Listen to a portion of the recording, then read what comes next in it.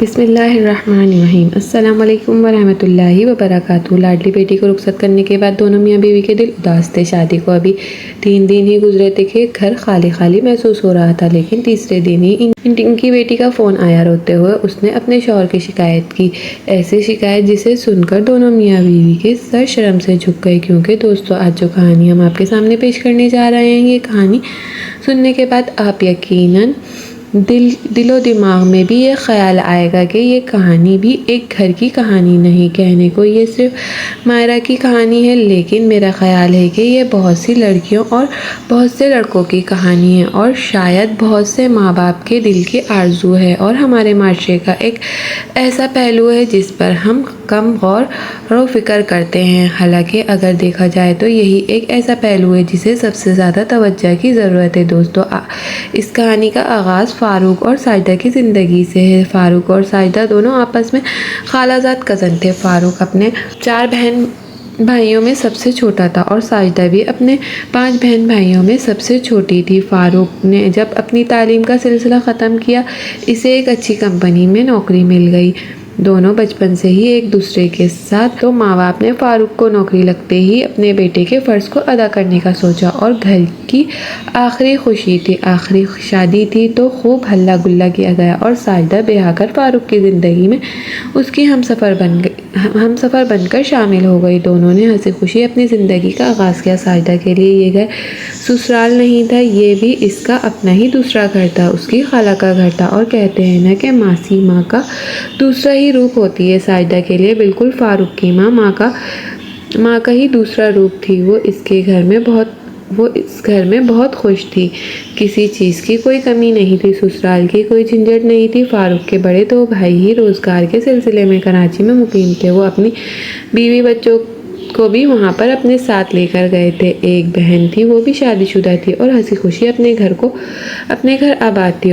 और अब फ़ारूक अपने माँ बाप के साथ रहाइश पजीर था। धीरे धीरे वक्त पुरसुकून और मुतमईन अंदाज में गुजर रहा था। फ़ारूक और साजिदा अपनी शादीशुदा ज़िंदगी से बहुत खुश थे, एक दूसरे के दुख दर्द के साथी थे। लेकिन जैसे ही शादी को वक्त गुजर रहा था, फ़ारूक को अभी तक इस बात का तज़किरा नहीं किया था कि लेकिन साजिदा को एक कमी का एहसास होने लगा। वो भी लोगों को तवज्जो दिलाने पर जब वो किसी मिलाद की महफिल में, किसी शादी की तकरीब में जाती, तो अक्सर महल्ले वालियाँ या बुजुर्ग और या उसकी अपनी सहेलियाँ उसके कान में सरगोशियाँ करते हुए पूछती, कहो साजिदा, खुशखबरी कब सुना रही हो। शुरू में ये सवाल सुनकर साजिदा के चेहरे पर शर्म और हया की लाली बिखर जाती थी, और वो हमेशा इस सवाल के जवाब से शर्मा कर यही कहती, इंशाअल्लाह बहुत जल्द।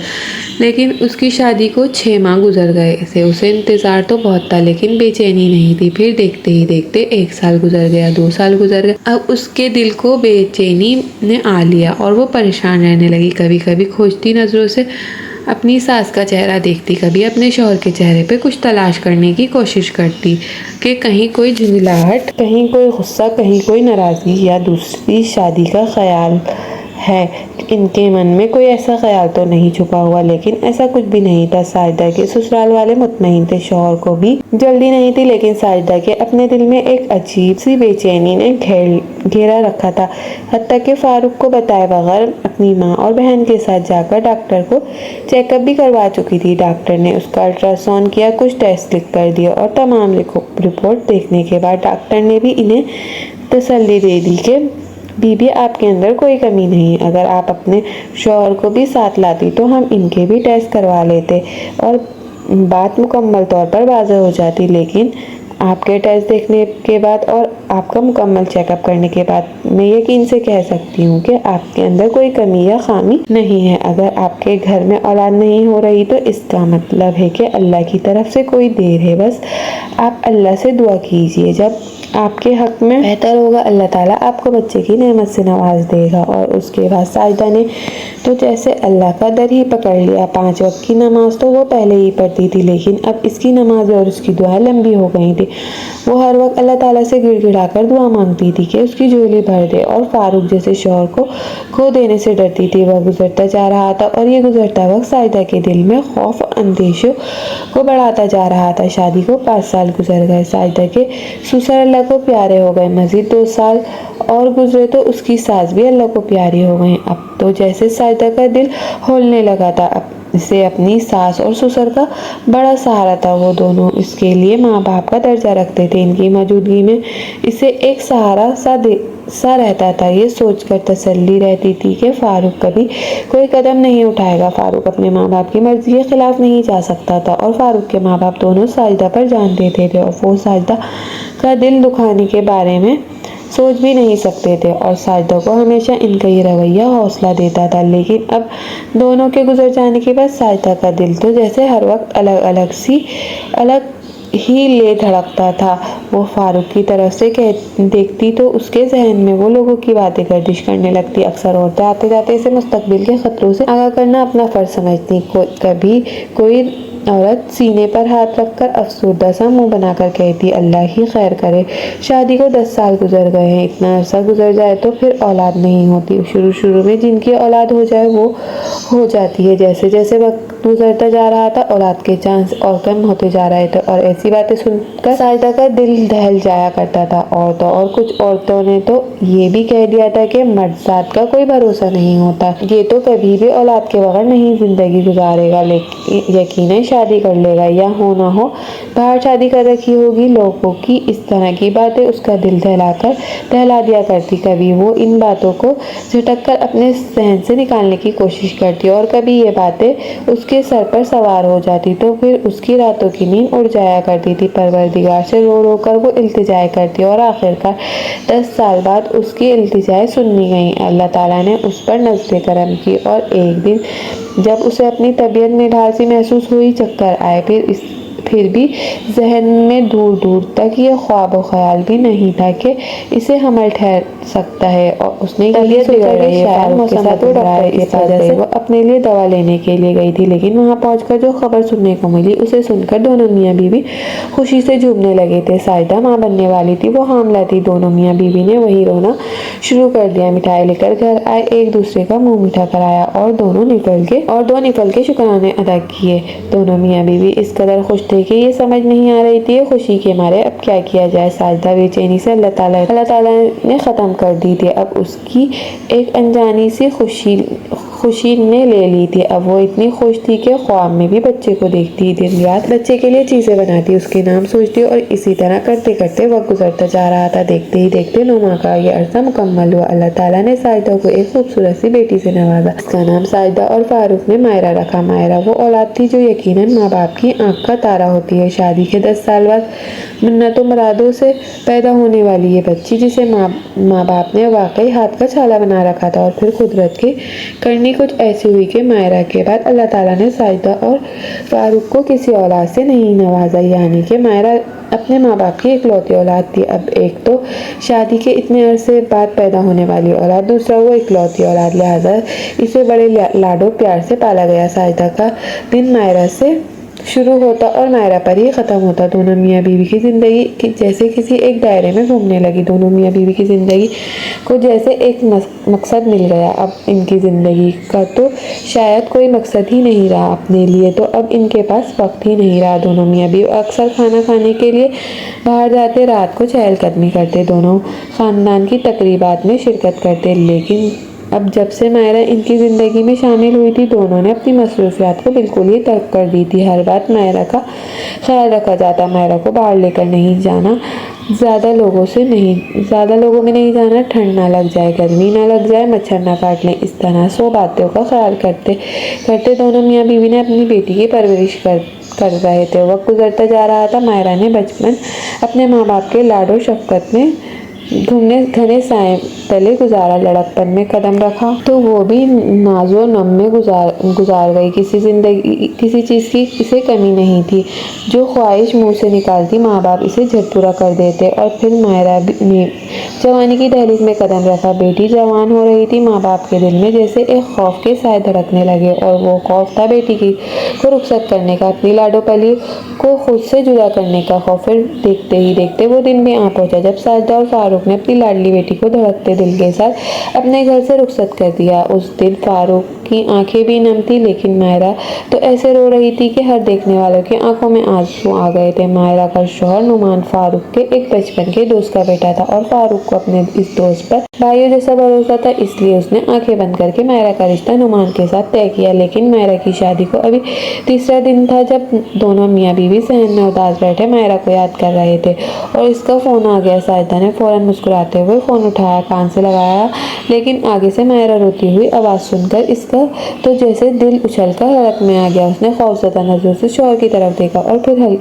हकलाते हुए बेटी से सवाल किया, क्या बात है मायरा, क्यों रो रही हो, सब खैरियत है? लेकिन मायरा कोई जवाब देने के बजाय हुंजोर रोते जा रही थी। बीवी की बात सुनकर उसके चेहरे पर हवाइयां उड़ गई। देखकर फारूक ने जल्दी से फोन साजिदा के हाथ से खींचा और अपने कान पे लगाते हुए मायरा से सवाल करने लगा। वो भी बुरी तरह घबरा गया। दोनों मियाँ बीवी तो जैसे हाथ पांव कांप रहे थे। फारूक बड़े लाड प्यार और मिन्नत भरे अंदाज में कह रहा था, मायरा बेटा चुप कर जाओ, इस तरह रोती रहोगी तो मुझे हार्ट अटैक हो जाएगा। आपकी ये बात सुनकर मायरा ने रोना बंद कर दिया। अब फारूक ने एक बार फिर नरमी से सवाल दोहराया और पूछा, बेटा क्या बात है, क्यों रो रही हो, क्या हमारी याद आ रही है? हम दोनों आ जाते हैं तुम्हारी तरफ मिलने के लिए, या ऐसा करो नुमान को साथ लेकर हमारी तरफ आ जाओ, जैसे तुम कहोगे वैसे कर लेते। मायरा ने कहा, नहीं अब्बा ये बात नहीं, एक और बात है। फारूक का दिल बुरी तरह धड़क गया।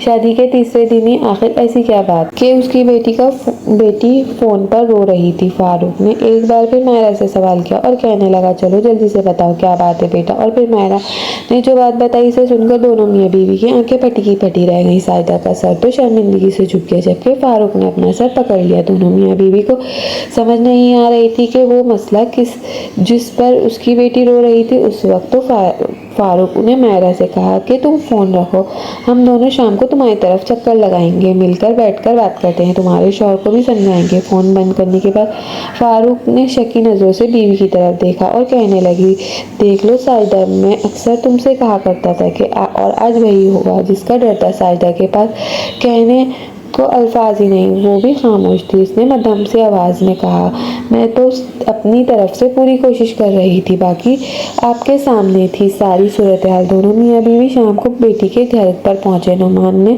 खुशदिली से सास ससुर का इस्तकबाल किया। दोनों मियाँ बीवी मायरा के पास बैठे थे और नुमान मगरिब की नमाज की अदायगी के लिए जा चुका था। मायरा ने माँ बाप की तरफ देखा और फौरन आंखें भर ली। साजिदा ने उसका हाथ पकड़ा और कहने लगी, बेटा ये भला कोई बात है कि शिकायत करने वाली? शादी के तीसरे दिन तो अपने माँ बाप से शौहर की शिकायत कर रही हो। अब तो तुम एक शादीशुदा लड़की हो, तुम्हें एक जिम्मेदार बीवी का किरदार अदा करना होगा। लेकिन मायरा ने शकी नजरों से माँ की तरफ देखा और कहने लगी, माँ आप ये भी तो देखें, वही शादी के पहले दिन ही मुझसे ईशा की नमाज में पूछ रहा था, अगले दिन तो अपने सामने पढ़ो। 17 रकातें पढ़ते पढ़ते मेरी तो कमर दुखने लग गई। अम्मा तो मेरी कोई बात सुनने को तैयार नहीं थी। अगर मैं बहाना करती तो कि मैं बाद में पढ़ लूंगी, तो मेरी कोई बात ही नहीं सुनता। मेरे सामने पढ़ो। बेटी के मुंह से ये बात सुनकर फारूक के चेहरे पर शर्मिंदगी के तासुरात फैल गए। उसने एक बार फिर घूरकर बीवी की तरफ देखा और साजिदा ने नर्म मगर शर्मिंदा लहजे में बेटी को समझाने की कोशिश की और कहा, देखो बेटा, नमाज हम सब पर फर्ज है, हम सब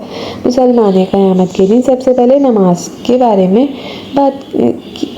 में किया जाएगा, सवाल नमाज के बारे में किया जाएगा। लेकिन यह तो हमारी कोताही कि हमने तुम्हें 5 वक्त की नमाज का पाबंद नहीं बनाया, क्योंकि मेरी कोई बात नहीं सुनती थी और मैं तुम्हें ज़्यादा फोर्स भी नहीं करती थी, इसी वजह से कि तुम हमारी लाडली बेटी और बस तुम्हारे दिन में सिर्फ एक नमाज अदा करती थी और फजर, सिर्फ तुम फजर की नमाज तुम्हारी तरफ से गाफिल रहे। और इसकी सबसे बड़ी वजह थी कि तुम माँ की कोई बात सुनने को तैयार नहीं थी। अगर तुम जिद कर अपनी बात मनवाती थी तो हमेशा मेरी बात को एक कान से सुनकर दूसरे कान से निकाल देती। अब देखो, तुम्हारी वजह से हम कानों को आज तक शर्मिंदगी का सामना करना पड़ा। अभी ये बात साजिदा के मुंह में ही थी कि नुमान से दोबारा कमरे में दाखिल हुआ। उसने एक बार फिर से सबको सलाम किया और चेहरे पर मुस्कुराहट सजाए सबके साथ बैठ गया। सबके चेहरों की तरफ देखकर संजीदा नजर डालने के बाद उसने कहा, मुझे लगता है मायरा ने अपनी मुश्किल से आपको आगाह कर दिया। फारूक ने धीरे से सर हिलाया और शर्मिंदगी से सर भी झुका लिया। उस दिन वो वहाँ बैठे हुए फारूक और साजिदा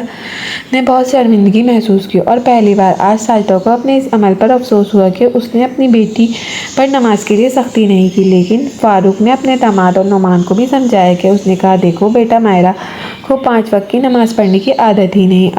अब तो मैं तुमसे दरख्वास्त करता हूँ कि तुम उस पर दम सख्ती के बजाय उसे नरमी के साथ दीन की तरफ लेकर आओ ताकि ये तुम्हारी तरह नमाज की पाबंद हो जाए। नुमान ने वादा किया वह ऐसा ही करेगा और अब मायरा पर कोई सख्ती नहीं करेगा बल्कि उसे नरमी और प्यार से समझाएगा इसे भी नमाज का आदी बनाएगा। उस दिन फारूक और साजिदा की बेटी के घर से वापस आए तो इनके कंधों पर ढेरों शर्मिंदगी का बोझ था और उस दिन दोनों मियाँ बीवी को यूँ महसूस हो रहा था जैसे बेटी को 23 साल तरबियत बेकार साबित हुई। साजिदा सोच रही थी कि उसने बेटी को पहनने ओढ़ने का ढंग बताया, इसे बोलचाल का तरीका बताया, बड़ों से बात करने की तमीज़ सिखाई, छोटों से प्यार करना सिखाया, इसे आला तालीम दिलवाई और वक्त के साथ साथ इसे सजना संवरना सब कुछ सीख लिया। हत्ता के घर के कामों भी माहिर हो गई। खाना पकाने में भी वो बेहद माहिर थी। एक से बढ़कर एक डिशेस बना लेती थी। चाइनीज़, पाकिस्तानी, इटालियन खाने बना लेती थी। बेकिंग करनी भी आती थी। पिज़्ज़ा और ब्रेड तक घर में बना लिया करती। लेकिन अगर किसी